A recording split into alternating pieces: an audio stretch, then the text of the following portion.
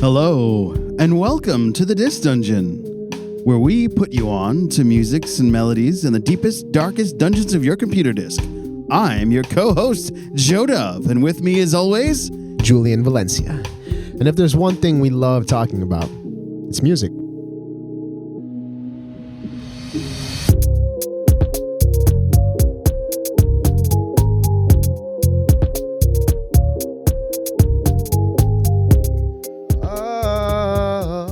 Julian just can't stop serenading the audience.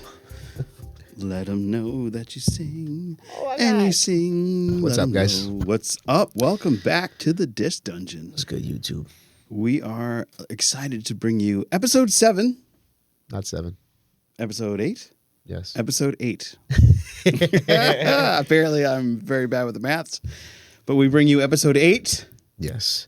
Immortal Voice. Immortal Voice.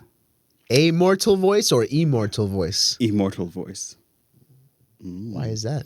That's because the singers that we put you on to last week have voices that I believe will last long after they have passed. And as a matter of fact, one of the said voices sadly is already gone. Very, very sad. Jeff Buckley, rest in peace, sir. But we'll get into that later. We're going to start you off with... Let me put you on. That definitely won't be the effect. No, that's not going to be the... I kind of like that. Let me put you on. Last week, Joe so kindly put me on to... Phantogram. Okay, bye. And what was the name of the album? The name of the album was Eyelid Movies. Eyelid Movies. And that is one of my favorite albums by them, but that's their intro album, and they get just progressively better as time goes on. Cool. I enjoyed half of the album. Oh. I just want to say that right off the top, just because that's, there's some albums where you enjoy the whole thing. There's some albums that have key songs, and this one had key songs. Yeah. And had some key songs. So I'm assuming that my personal favorite song, When I'm Small, was one of your favorites. Yeah, When I'm Small was the first one that stood out.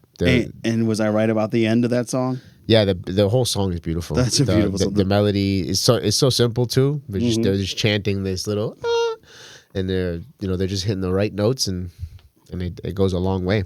But how about that last lyric on the end of that song? Oh, that's right. Yeah. Pull that up. Pull that up for me right now. All right. So, I mean, I could just tell you because I know it by heart. It's, I'd rather die. I'd rather die than be with you.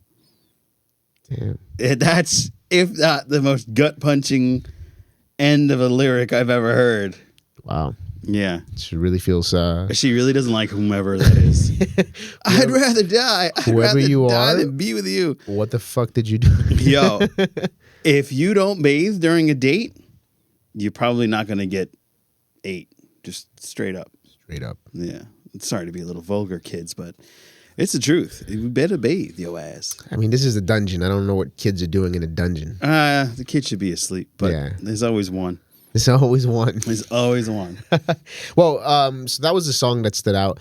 I also loved the last song, 10,000 Claps. 10,000 claps for me. That was a dope melody. The song name itself already drew me into the song, and then the melody itself was very nice. I would say that those are my favorites of the album. You didn't like Futuristic Casket? Futuristic Casket. That I liked the energy of it. Yeah, I like the energy of it because that's like a driven song if I remember. Yep. Yeah. The way that started, that started reminded me of old school hip hop. Right. So I like that a lot, but I mean, at least for my style, because again, this is just my preference. So please check out this music, guys, because my opinion might mean Jack squat. Jack shit. So yeah, then you guys, it's good. It's good. I would definitely say it's up there as well. So the interesting part of Phantogram is they're a dynamic duo. Yep. It's the gentlemen. They both take turns singing, which is also a rarity in certain music scapes, especially when you're dealing with a young man and a young lady. Dynamic duos. Phantogram. They're an American music duo from Greenwich, New York, formed in 2007, consisting of multi-instrumentals and vocalists Sarah Barthel and Josh Carter. So Sarah's the one on the little interesting keyboard. Yep, she's, I'd rather die than be with you. So sucks for you, dude. Definitely, bro.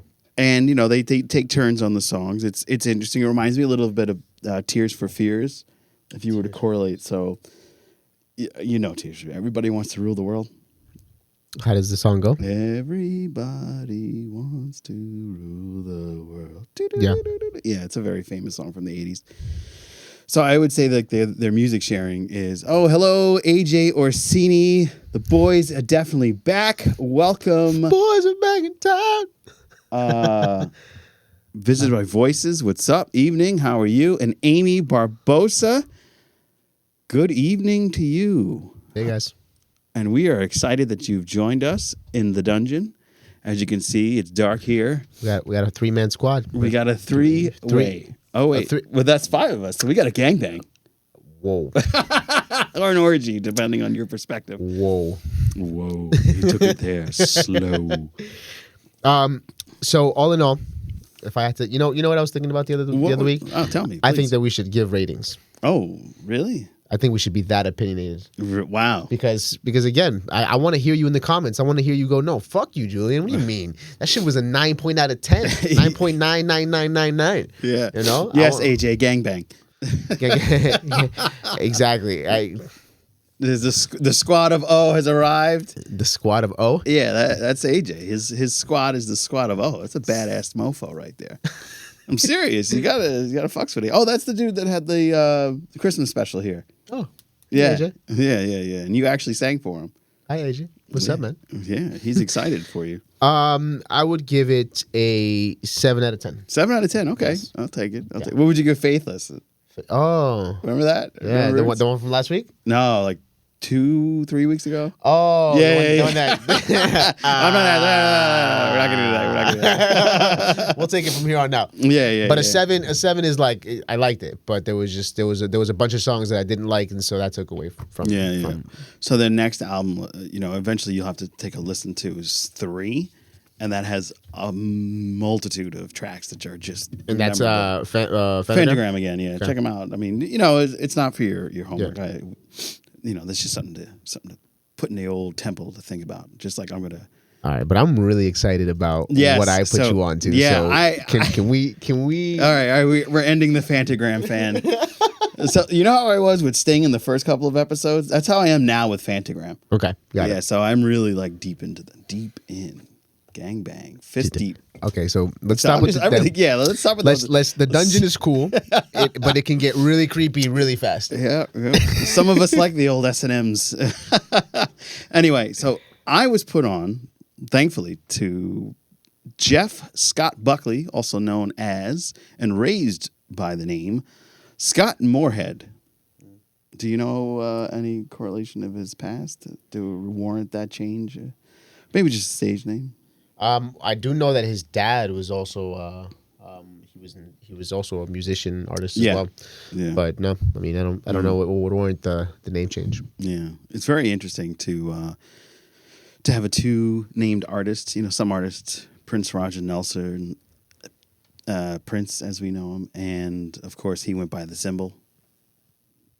And if you're wondering why there was a pause, it's because I literally did the symbol for you. So make sure you come to our YouTube page, like and subscribe to the channel, and make sure you give us 5 stars on the old iTunes, Google Play, and all that fun stuff, and to subscribe there too. We got 4 people in here now. Oh man, we're blowing up tonight. AJ, visited by vocals, Amy, and somebody else. Yeah. Show yourself. Mystery person. Reveal yourself. Whip it out. Come on now. So I'm going to get it. Again, dungeon. Yeah, man. Put those kids to bed. Don't bring them out to the dungeon. Because I'm literally like. All right, let's talk about Jeff Buckley. I'm putting the leather suit on right now. Jeff Buckley was an American singer, songwriter, and guitarist. He spent 10 years as a session guitarist in Los Angeles. He garnered a cult following in the early 90s Playing the old New York City club scene in the East Village while focusing on his own material, he would sign later with Columbia Records. Do you remember Columbia Records? Are they still around? I don't think so. What do you mean? Of course. Yeah? I thought course. Sony bought them or something like that. Anyway. So just as a side note, for those of you that don't go to your friends' gigs, you should definitely support your friends that are working that midnight scene, doing the clubs late at night, doing the elbow grease, because people get picked up that way, and that's a big help. I'm here because of Amy. Demands it. Oh, okay. Well, thank you. Well, I hope you enjoy. I hope you enjoy what you're hearing. Don't worry, the vulgarity is probably at its end. So that probably displeases some folks. But anyway, Jeff Buckley. So what I wanted to say was if those gigs are the gateway and still is a gateway for people to rise above the standard fray of the inner circle and go from a cult following to mainstream. So don't knock your friends that are doing the old gigs. He got and recorded his only studio album with a band in 1994. So you're putting me on to the older music this week. We're doing a flip, folks. Yeah. Well, tell them why. So I'm the older gentleman of the group. Oh, The duo.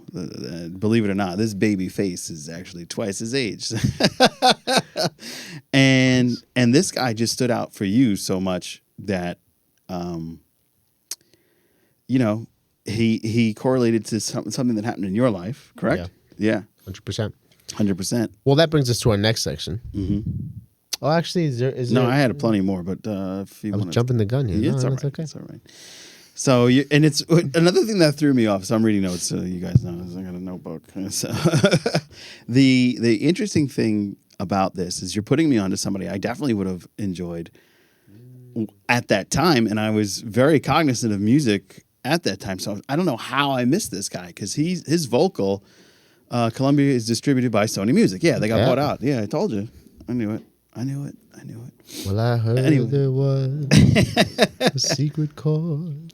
So I was just shocked that I didn't listen to this. He definitely reminds me of a blend between like that grunge scene that was happening in the 90s with Kurt Cobain and the crooner voice of like Harry Connick Jr., who was getting extreme popularity at that time in the 90s.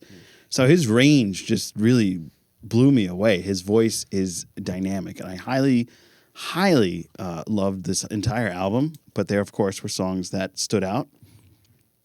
And unfortunately, he went on a world tour in 1997, and during the month of May, he and the band would begin to record a follow-up album, My Sweetheart the Drunk. But they recorded only 4 tracks. And tragically, he would pass away by drowning after swimming and being pulled down to the deep undertow of a wake from a passing boat. It's very sad. If you like Jeff Buckley, check out Brenda Con? I need glasses. He was a close friend. Friend. Yeah. Oh, awesome. Cool. Oh, yeah. Thank you, man. Thank you very much. What's your name, by the way? Visited by Voices. Next time I'll wear my glasses. What does it say? I'm gonna write that. We're writing this down. We're gonna actually listen to that. I really appreciate that, my friend.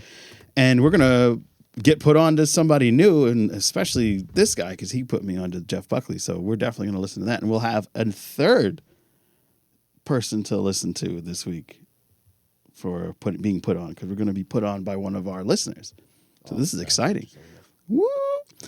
you gave me that look like, oh my God, what just happened? Well, that's happening. Lauren. Oh. Lauren. Hey, what's up, Lauren? Nice to meet you. It's a cool name. Or, maybe we're butchering it. I hope I'm not butchering it. I don't really care. No, I do. It's very important that I don't butcher your name. Lauren, if I said your name right, give us a thumbs up. If I said your name right, I hope I did. And I really appreciate you coming down to the deep, dark discs of your computer to listen to the Disc Dungeon.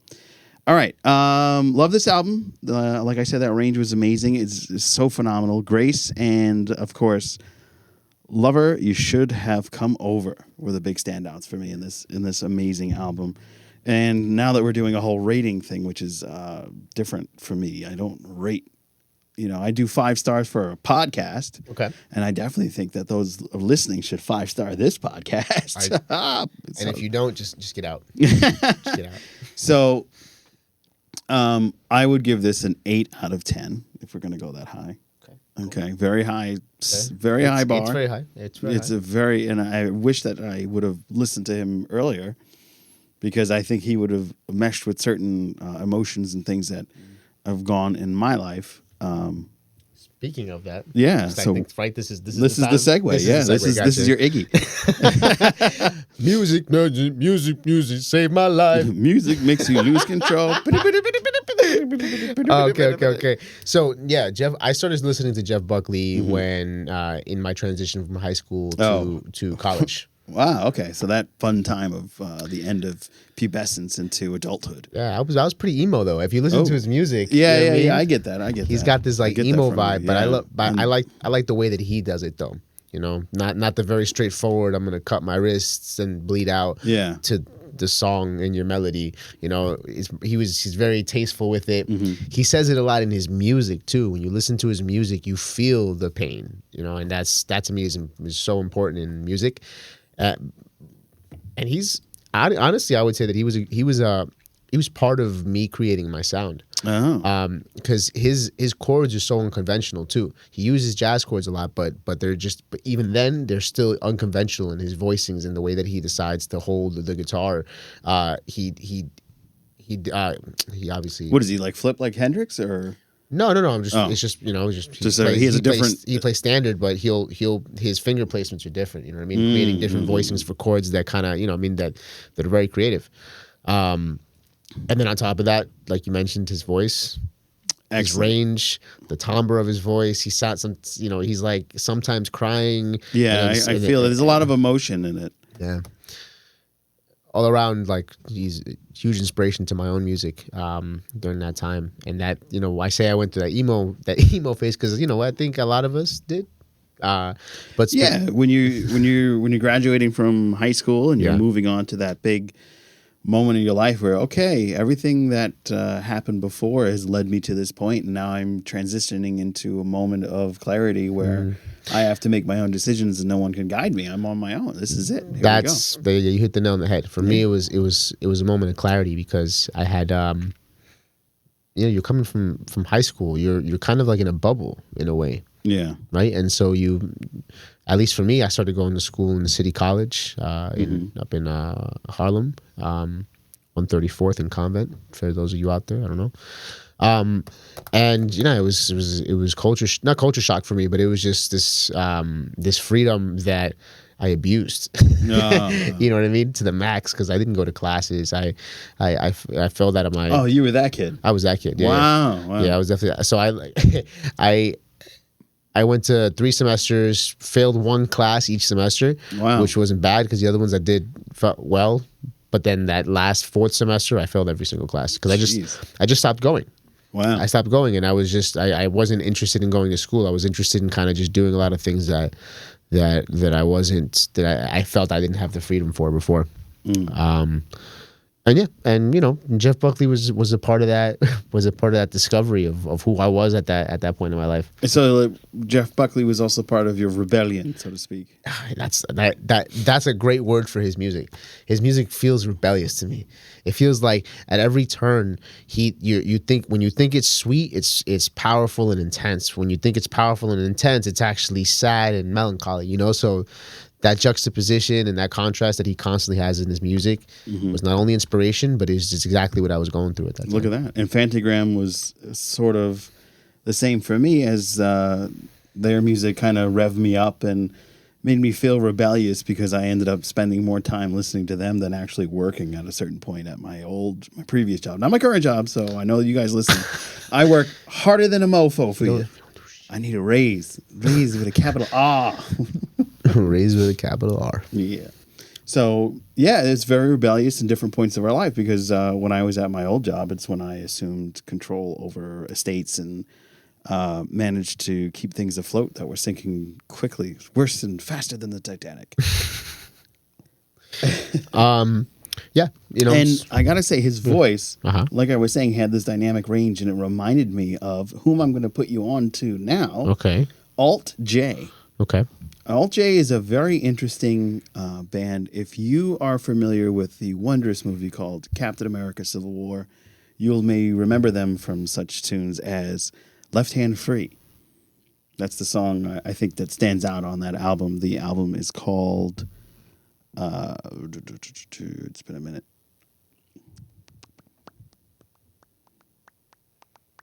This is the All J album? Yeah. This is all yours? Yes, this is all yours. Thank you. We have notes, folks. We do a little bit of homework. We do homework and we prepare. So that you're not just listening to the album is good. I like it. 'Cause music plays so well. Music let me lose control. But yeah, so that album is really good. There's a song, another song that I really like that reminds me of a certain young lady who's actually in this group, this chat, if you're live. So this is the advantage of listening to us live. You can also come back if you are, hopefully, raise your hands like a baby, and then you won't choke. But don't turn your, yeah, okay. See, your choking stopped just because your mind focuses on something else. You're welcome, America. So it's always a good idea to come back to the chat room because we not only interact with you, but we also, and it's not like a paid tier, we interact with everyone. So, everyone is equally as special. Anyway, there's a certain young lady that's in the room listening to us tonight, and this actually reminds me of her. It's a song that I started listening to when we were dating years ago. Yeah, I know, right? Isn't that wild? I used to date women. Wait, that sounded right. Anyway, so I listened to that. It's called Every Other Freckle, and that's obviously a love song, and it's fantastic. So those are the two songs that I definitely think will stand out on that album for you. And the songs are very emotional. The singers are from England, so you get that special deep training in music lyrics. So I think you will highly enjoy All J. And I'm about to be put on to some music myself. Let me put you on. Put me on. Okay. This band is called RX Bandits. Okay. They are a reggae, ska, punk rock, ska, melodic rock, alternative rock. They have a lot of feels to them, but they're driven and they have a lot of soul too, which is nice. I'm gonna like that. You're gonna like it a lot. And the album that I want you to listen to is. This is hard. 2003 or 2006. You are pretty old, so thank you. I appreciate that. So you'd probably relate more with 2003. So I'm gonna give you 2006. Oh, okay. So that's called "Only for the Night." Only for the night. That's probably not how that song goes at all. No, that's actually almost pretty close. Like the rhythm, the notes were off, but the rhythm was there. Yeah. Like I say, I'm the talker. You're the singer. I can't do that. Know your strengths. Definitely listen to them. Yeah. Highly recommend. Is there anything you want to say before we finish this section off? I'm good. Okay. And you know what's next? Oh, yeah. Behind the beat. Baby, behind the beat. Beat. We're definitely going to cut that out. But that's literally part of the segue. It is. Which is awesome. Thank you, Joel. Yeah, Joel. Big shout out to our audio engineer, producer.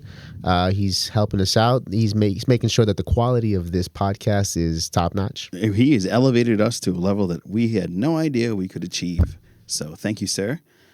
As you are in England across the pond, more than likely sleeping at this moment.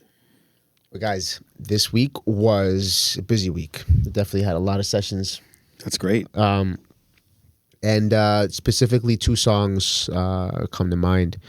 I'm very in tune with my dance hall, reggae, just African vibes. I love it. I love all those rhythms. So I made two beats this week. Aside from all the other ones that I made, because I've been making trap. I've been making tons of hip hop. You know, Okay. and Okay. So you went out of your normal realm, is what you're saying. Well, not really. Well, out of my normal realm for this week, because if anything, the dancing vibes are more. That's more in my realm. Gotcha. The Latin, the reggaeton, right? Are you Spanish? I am. kidding. Well, actually, a lot of people. I get Filipino or Hawaiian before anything else. I used to get, when my hair's longer, I get Hawaiian Oh. because of my size. Yeah, and age probably. I don't know. Anyway, go ahead. Tell us about your beats. About our beats. I mean, there's really nothing much to say about these beats specifically. It's just that they sound incredible.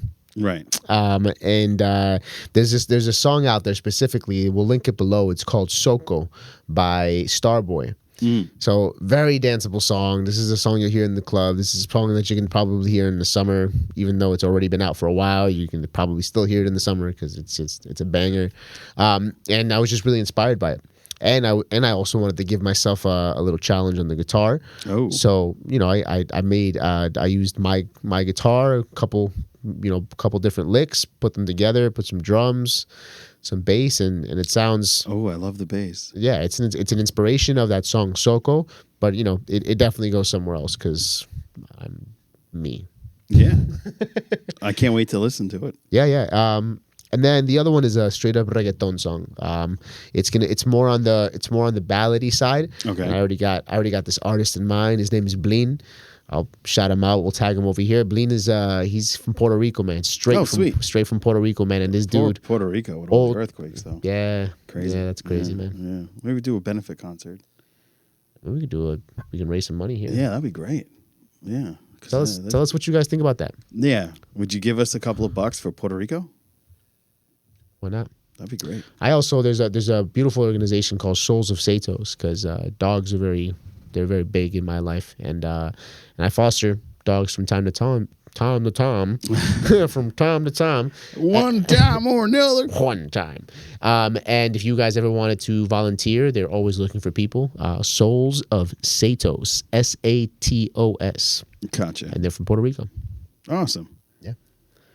Guys, so behind the beat next week may have a special guest. Ooh, exciting. I'm just saying. Throwing it out there. Oh, and also just to kind of set expectations, I won't be here next episode. No, we're going to have a special guest next week. That's right. This is exciting. Or two special guests. Or two. Oh. See, because since I'm leaving, we've got to make sure we give you some sugar. Yeah. Give you some sugar. Sweet sugar. We care about you. We do. So this brings us to our last section.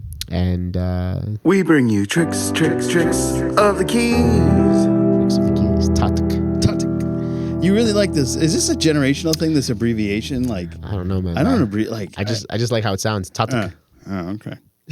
And limpollo. Limpollo. Instead of sweaty chicken, with limp chicken. Sweaty chicken. Limp chicken. All right, guys. So we have a song that most of you probably have heard or rocked out to by the Goo Goo Dolls called Slide. Now, it's interesting when you put the song on earlier to talk about Tricks of the Keys, and I was thinking, oh, I don't know what you're talking. I only know, and I don't want the world to leave me. That's the only song I remember from. But they have actually an amazing. They have an amazing discography of melodies and wondrous musics. And I had forgotten about that song because I always thought the name of the song was "I Want to Wake Up Where You Are." I want to wake up where you are. I can't see anything at all. All right, So I always thought that was a simplistic love song. And let me tell you, that tricked me. Tricks of the keys. Tricks. So the actual meaning is... It is not at all what you think. It's more of a song that is... The song narrator finds himself at a crossroads. He is in his late teens, and while it's unclear whether he is still in high school or not, his girlfriend May goes to Catholic school and is an upperclassman. Unfortunately, the narrator recently got May pregnant, and she chose to get an abortion. This decision has affected May deeply. She's become withdrawn and depressed. So the lyrics of the song say, "Do you wake up on your own and wonder where you are? You live with all your faults. Is struggling with her faith. The priest is on the phone and has become estranged from her parents. Your father hit the wall. Your ma disowned you. May question if she made the right decision. Do you love the life you killed?" And the narrator is unsure how he should reassure her. He's impacted by the decision as well, since he was denied the chance to be a father. "Don't suppose I'll ever know what it means to be a man. It's something I can't change." But decides to live around his loss and just let it slide. More than anything else, he wants to help May by doing anything she ever dreamed to be complete and whole again. He even promised to not say anything at all about the abortion, and even asks if May wants to get married or run away. Example given: start another family with the blessing of her parents and church after she graduates or drops out of school and abandons their old lives and worries. So deep. So in the end, it is a love song. And yeah, ultimately it ends as a love song, but it's really like about abortion. Ultimately, I mean, the abortion affects her so heavy that she's become a depressed person, and of course it affects her relationship with her parents, and it affects it's having an abortion living with a religious Catholic family. Yeah, because having an abortion, to some it's a serious deal, no matter where. But this is looked at as something bad when it comes to the Catholic religion or the Christian or Christianity. So I wonder how many kids are going, I want to get married, and like banging out, and then all of a sudden, psych! This is not at all about just happy coupling. It's not. So, ouch. That is a really good one, and I had forgotten about the Goo Goo Dolls because in my current music worlds, alt J's and I am, who am I's and Phantograms, I kind of get lofty in the wondrous world going down the rabbit hole, because I like the story of Alice in Wonderland. Sometimes music just takes you away from the moment you're in, and it arrives you into a space in a world that's far beyond that which you are living in, to help you get out of some of the stresses that are bogging you down, whether it be abortion, not in my particular instance, but for others, that's what you face.